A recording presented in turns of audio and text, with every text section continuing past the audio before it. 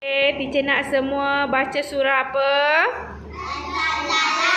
Okey, baca bismillah sama-sama.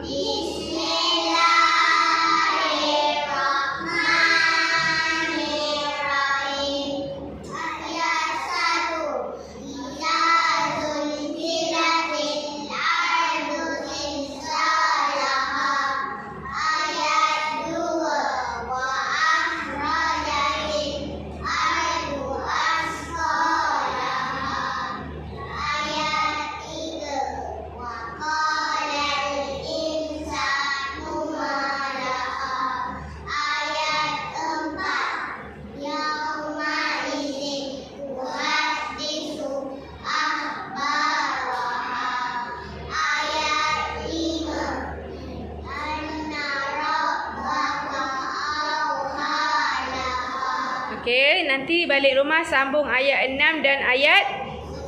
Okey, sadaqallah.